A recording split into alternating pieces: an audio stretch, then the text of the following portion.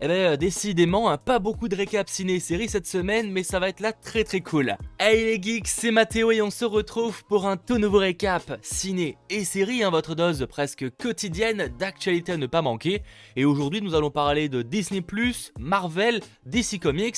Franchement, on est pas mal. Du coup, ne perdons pas plus de temps, petit pouce vers le haut, abonnez-vous et actualisons.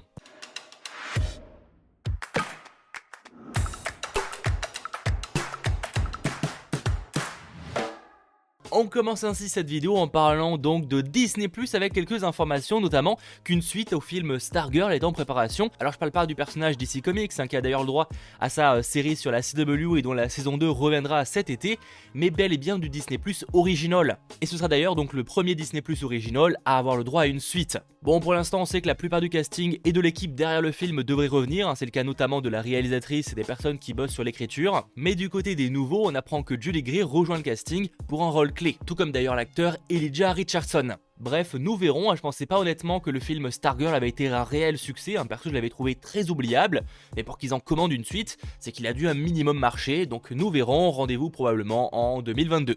Autre news Disney+, alors pour le coup on est clairement sur un projet beaucoup plus précoce, donc avant d'avoir de réelles infos, patience, mais Disney voudrait présenter un nouvel univers de films et de séries, notamment sur Disney+, mais on peut imaginer que ça pourrait également débarquer au cinéma, et tout ça dans le thème de Magic Kingdom des parcs Disney. Et on apprend carrément que le créateur de la série d'Apple TV+, For All Mankind, Ron Moore, prépare une possible série qui se déroulerait donc dans un monde où tous les terrains et personnages thématiques des parcs Disney et des films classiques existent réellement dans une autre réalité. Alors à voir clairement ce que ça pourrait donner, pour l'instant le projet est extrêmement précoce, mais en fonction de si ce dernier est un succès, il pourrait imaginer un univers complet avec donc des films et des séries. Voilà, niveau news Disney+, c'est terminé, changeons de thématique et parlons un petit peu de DC Comics, avec une news à la fois pas vraiment inattendue, mais un petit peu, oui c'est un poil contraire, dans le sens où certes on savait que c'était en préparation depuis quelques années, mais que ça avance enfin avec le recrutement d'un réalisateur. Ça par contre, ça m'étonne un peu plus. On apprend ainsi que le réalisateur de Charm City Kings, donc Angel Manuel Soto, vient d'être engagé par Warner Bros pour réaliser le film Blue Beetle. Et depuis le temps qu'on sait que c'est envisagé, visiblement ça avance enfin. Alors honnêtement, c'est pas le personnage que je préfère le plus de DC Comics, mais on verra. Dans tous les cas, pour en revenir à Blue Beetle, dans les comics, il a eu plusieurs personnages qui l'ont incarné, mais là visiblement on y suivra l'adolescent mexico-américain, donc Jamie Reyes, troisième personnage il me semble avoir interprété le personnage. Ils envisageraient apparemment de commencer la production à l'automne, donc c'est quand même dans pas si longtemps que ça. Bon, on se rappellera quand même tous du film New Gods, qui a quand même engagé une réalisatrice il y a maintenant plusieurs années, et qui se fait très discret. Donc Blue Beetle, on verra si ce sera de même, mais avec apparemment une production cet automne, franchement il y a moyen que ça sorte assez vite. Et d'ailleurs en parlant de DC Comics, autre news cette fois concernant la Snyder Cut. Alors non, toujours pas d'informations sur où ça va sortir en France, on sait donc que ce sera le 18 mars sur HBO Max aux US et le 22 avril en France, mais on ne sait pas réellement où. Mais ce que je peux vous dire, c'est que Snyder a fait une très grosse interview pour Vanity Fair et qu'il y a fait quelques révélations. Il nous révèle ainsi que Christopher Nolan et Deborah Snyder, donc sa femme, ont assisté à une projection du film de Joss Whedon avant qu'il sorte et qui lui ont dit qu'ils ne pourraient jamais voir ce film. Il a également révélé à Vanity Fair que les coûts de production seraient selon lui estimés à environ 70 millions de dollars, donc c'est plus ou moins ce qui avait été dit. Mais également, et là pour le coup c'est pas Snyder, c'est donc apparemment une personne anonyme du studio, donc de Warner Bros, qui aurait révélé à Vanity Fair qu'en voyant le film avant qu'il sorte au cinéma, ils ont tous pas compris. En citant le voleur sur le toit tellement maladroit et horrible, la famille russe si inutile et inutile, bref tout le monde savait, si on en croit encore une fois cette source anonyme. C'était tellement gênant parce que personne ne voulait admettre à quel point c'était naze. Bref, si on en croit cette information, Warner Bros savait que le film était pas bon, et malheureusement ils l'ont quand même sorti. Faut dire que ça avait coûté une blinde entre les reshoots etc. Donc à un moment ou l'autre c'était compliqué d'encore reporter et d'encore refaire tout le film. Autre information cette fois révélée par Zack Snyder, il n'a pas été payé pour la Snyder Cut. En même temps c'était aussi un moyen de faire pression auprès du studio et d'avoir plus de facilité à négocier. Et dernière info, là c'est plutôt une anecdote, le réalisateur a révélé qu'à la base il voulait une romance entre Bruce Wayne et Lois Lane, donc de Superman, mais que Warner Bros a rejeté l'idée. Alors je vous avoue que je suis pas vraiment convaincu de l'idée, mais apparemment l'intention était que Bruce soit tombé amoureux de Lois, puis s'est rendu compte que la seule façon de sauver le monde était de ramener Superman à la vie. Sachant, j'allais l'oublier de le dire, mais le réalisateur a aussi teasé qu'à la fin du film, nous aurons un caméo époustouflant qui allait surprendre les fans. Alors pour l'instant on ne sait pas vraiment, à vos théories dans les commentaires. Est-ce que c'est Martian Manhunter, mais on le sait déjà présent donc c'est plus vraiment une surprise. Ça pourrait être un Green Lantern, c'est possible. En tout cas Ryan Reynolds a dit que lui n'était pas présent dedans, après on verra. Rendez-vous donc fin mars, voire fin avril pour le découvrir et j'ai évidemment super hâte. Et d'ailleurs en parlant de Zack Snyder, passons du côté des infos en vrac. On apprend que Army of the Dead, donc son nouveau film qui va sortir sur Netflix, se planifie pour le 21 mai prochain sur le service, donc c'est assez cool, et que d'ailleurs un teaser sortira aujourd'hui, et logiquement j'en ferai une vidéo réaction, rassurez-vous. Autre news Netflix, la série Jupiter's Legacy, donc adaptée des comics, arrive enfin sur Netflix, et ce sera le 7 mai prochain. On sent quand même qu'il y a pas mal de choses qui arriveront en mai prochain sur le service, mais qu'en février, qu'en mars, et visiblement en avril, bon bah c'est pas la folie.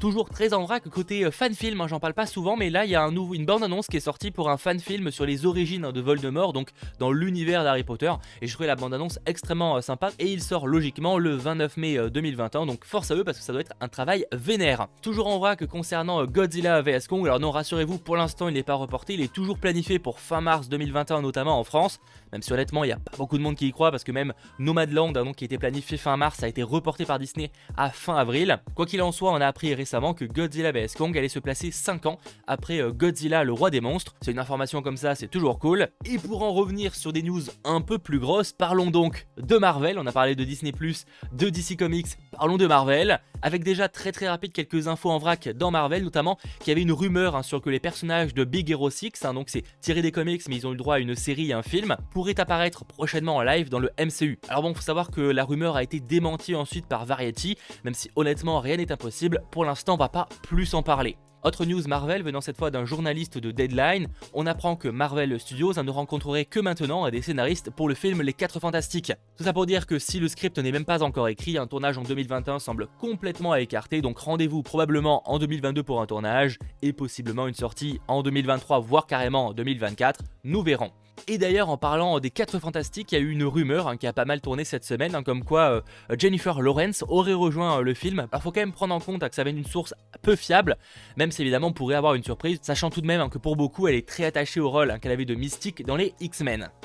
Et pour en terminer avec Marvel, autre news qui était clairement le bordel cette nuit concernant Spider-Man 3. Alors pour revenir en fait au début de l'histoire, il y a Tom Holland qui a partagé sur Instagram une photo, déjà une nouvelle image de Spider-Man 3, donc ça c'est cool, on en parlera juste après, mais également un logo avec marqué Spider-Man Home Phone. Alors forcément tout le monde en voyant ça on s'est dit mais ok, là on a le titre de Spider-Man 3, sauf que bon, on va pas se mentir, le titre est un peu claqué au sol, et pour cause en fait il s'agit complètement d'un troll. Juste après les autres acteurs du film ont fait de même en dévoilant une image inédite du film avec un logo. Alors on a eu notamment Spider-Man Home Waker ou encore Spider-Man Home Slice. Bon, vous l'avez compris, c'était clairement du troll, pour l'instant il n'y a pas de titre annoncé pour Spider-Man 3, à moins que ce soit l'un des trois, mais bon honnêtement je miserai pas trop dessus. Nous verrons, le film sort quand même dans longtemps, il sort quand même en décembre 2021, donc un trailer, sachant que le tournage n'est pas encore terminé, même si évidemment ça veut rien dire, mais je miserai pas trop dessus. Après effectivement dévoiler le titre c'est pas impossible, et sachant pour en terminer avec les logos, alors c'est peut-être un simple hasard, honnêtement c'est même d'ailleurs fort probable,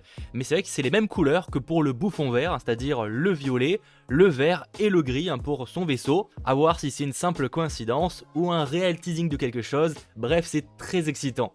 Bon, malgré tout, on retiendra quand même qu'ils ont dévoilé 3 nouvelles images et surtout 3 premières images pour Spider-Man 3. Alors pas de grosses révélations, on n'y voit pas Tobey Maguire, Andrew Garfield ou quoi, faut pas déconner. Mais on peut quand même y voir notre trio dans un endroit qui semble un peu délabré, visiblement en sous-sol, puisqu'ils sont en bas d'un escalier. Et c'est vrai que ça fait penser directement au Sanctum Sanctorum de Doctor Strange.